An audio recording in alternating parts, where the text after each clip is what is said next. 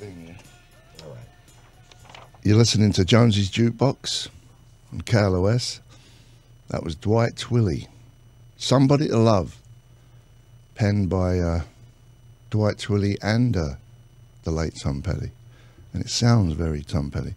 We started off with Liam Gallagher, Wall of Glass. He's playing this Saturday at that place. The Hogwash, what's it called? Glen Helen. With a bunch of other bands. We have Shooter Jennings in the studio. Hey, man. Hey, buddy. Good to be here. How are you? I'm great.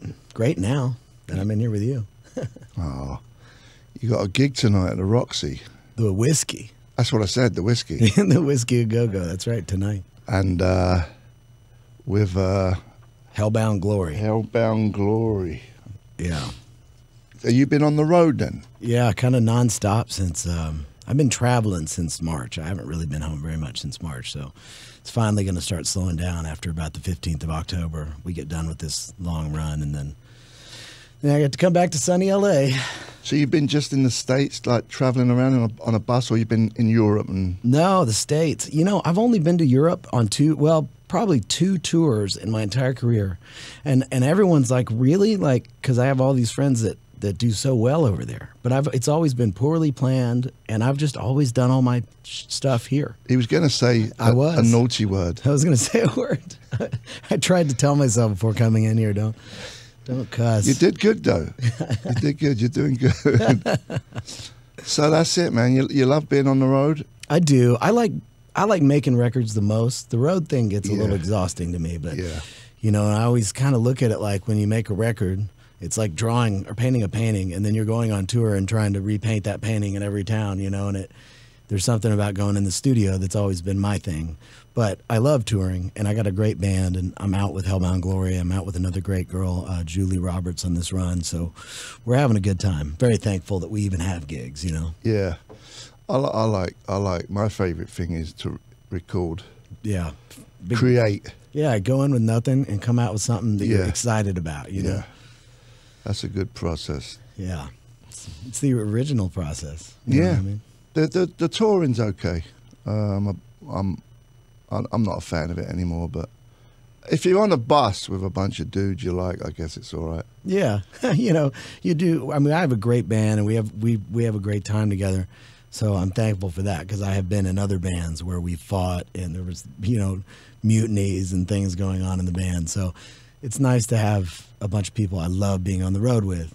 But it wears me out, and I got kids and stuff, you know, so I'm constantly flying home to visit them and flying here and flying there, and you know, I could one day when I get rich, I'll take a break.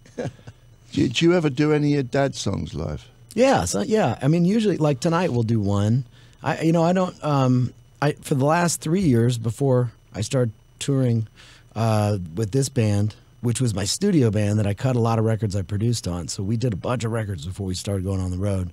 But I went out on the road with my dad's original band for a couple years, just as a fun kind of side project thing. And that was a lot of fun. We got to do a lot of Waylon stuff and a lot of my stuff and different projects, you know, just, you know, Dire Straits or whatever things we all felt like doing at the time, you know. So that was fun. But usually at my shows, I do probably about one Waylon song, you know. People don't expect it, though, do they? Not anymore. I mean, when I first started, you know, I had one record, and there was a lot of. It was hard. It's hard for me because, like, a lot of bands that work from ground zero up, like when you look at their Facebooks is a good example. All the fans that like them, they're like diehard fans for that band, and it was hard for me because in the very beginning, I got a lot of fans that were the Waylon fans, you know. And it was kind of hard to differentiate which ones were into the stuff that I did and stuff, but now that I'm old and I've been out there long enough, they know, you know, I've got my own base and they know what to expect from me. So they don't expect too much from me. How old are you? 38. Old, please. Feels 69 though. Yeah. I feel 62. Man, but you know, the road wears you out, dude, you know. Yeah. Yeah, it is a lot of work. It's a lot of work. It's more hours you put in moving around than you do playing, that's for sure. Yeah, that's for sure. We're going to play another Tom Petty song here. I was listening to the first album, and this track, Luna, I think is a great song. Great record. Whole record is great. We're here with Shooter Jennings. He's playing tonight at the Whiskey. Rest in peace, Tom Petty. Yeah. Jonesy's Jukebox, KLOS. You're listening to Jonesy's Jukebox on KLOS. That was Shooter Jennings. All of this could have been yours. From you want to tell us about? Yeah, Black Ribbons is the record. Yeah. And you've kind of re-released a bunch of other stuff as well? Yeah, it originally came out in 2010, and then just this last year on Election Day, we re-released the whole thing with a second CD of unreleased songs that we didn't put on there, and there's like a download card with like 10 hours of live concerts from when we were touring on it and everything. Super proud of that record, though. I mean, Stephen King, I don't know how we were able to pull that off, but he's on it, and it's kind of a concept record experience, you know. He talks in between songs? Yeah, he plays this radio host, you know, who's being shut down by the government at midnight, so he's just playing this fictional band the whole time. That's like a big FU to... Was this his idea? No, it was my idea. It was my idea. I cooked the whole thing up, but I reached out to him, and he said, yeah, which I couldn't believe, you know. That's great. Yeah. Before that was Rolling Stones, a track called Heaven. I believe it's from Tattoo, the album. And then we had Tom Petty and the Heartbreakers off the first album, a track called Luna. So did you grow up in Texas?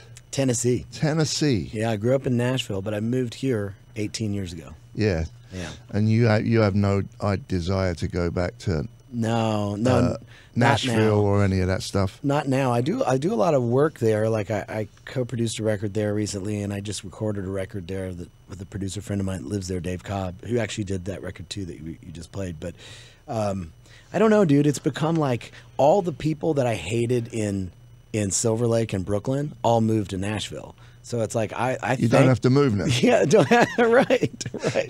Yeah, it kind of, you know, they dumped all the hipsters down there. So it's like there's still plenty left. Yeah, there are still plenty left.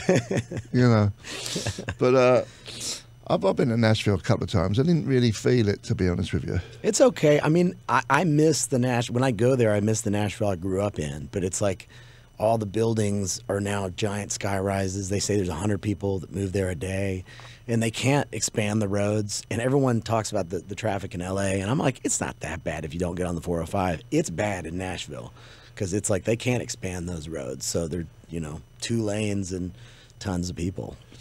I think a lot of people move there because it's cheaper, right? It is, but it's getting expensive now. Yeah. Now they're having to move outside of the city because it's getting L.A. pricey, you know. And Austin was another big step for people who L.A. was too expensive for. Moved to Austin. And a lot of those people are moving to Nashville from Austin also. We go there all the time, and people are like, oh, they moved to Nashville. I'm like, really? You know? Yeah. But it's the people that love Austin are still in Austin, which are the people that I like, I think. I think it was the fickle people I don't like, you know? Yeah. We don't like fickle. No, I love L.A. Man, I love this town. I would never. We love it. We live it. Oh man, what was I going to say? Yeah, I've been in LA for 35 years now almost. Ah, yeah, I love it, man. Food's great, and the music scene's been dead a while, but you know, and it's not a big rock scene in anywhere really anymore. Not really. The most kind of rock and cool thing, I don't know if rock's the right word, that I've seen is what goes on in New York, though. Guitars. There's some cool stuff in New York that goes on, but it's like that band Bowie used on his last record that he found and stuff. A lot of those bands run in these circles, and I played with a lot of these guys in those circles at different points in time, and they kind of opened my eyes to all this really cool kind of experimental rock and jazz mix stuff going on, but all real old school and, you know, like live. And New York was the most that I've seen is the most kind of interesting scene that's still going. Yeah. Do you excuse me, do you remember that bloke Nudie? Nudie? But who makes the clothes? Yeah, of course. Manuel makes. I have a Manuel suit. I'm wearing died, tonight. Right? And the Manuel guy took carried it over. on. Is he just as good? He's great. Or was he the guy? Was he the tailor back then? Well, he was the tailor, but I mean, Nudie was the guy who had the vision for those suits.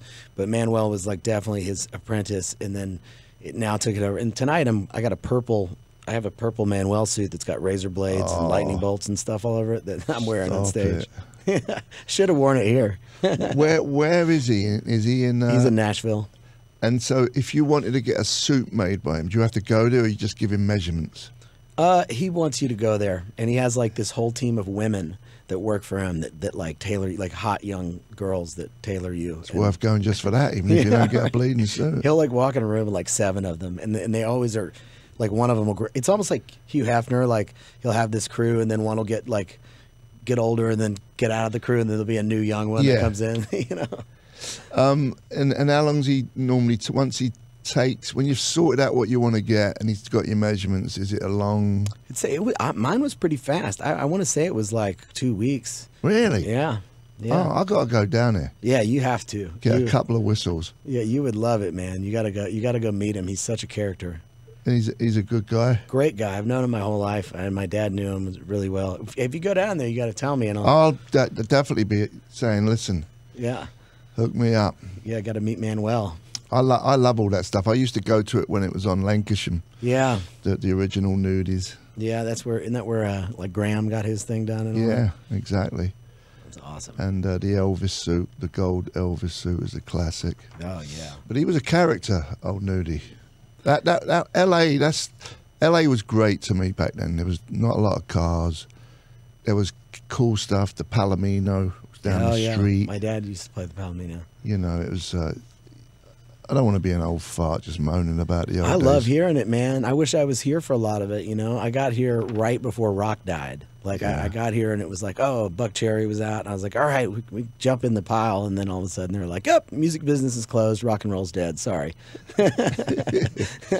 Pretty much, yeah, pretty much. But you got to keep the old flag flying. Yeah, of course. Regardless if it's hip or not, you know. That's right. If that's what you want to do. Lanterns in the night. That's it. Strangers in the night. This is a trip. What we're going to play right now. Oh, I'm so excited about this. Checkered Past, which is me, Michael DeBar's, Tony Sales, Clem Burke from Blondie, Nigel Harrison from Blondie. We had a band in the early 80s. We got a record deal with EMI. They gave us a bunch of money, and we recorded this album. And this is penned by your dad. Yeah. You sure Hank done it this way. Jonesy's Jukebox, Cal OS, with my guest, Shooter Jennings.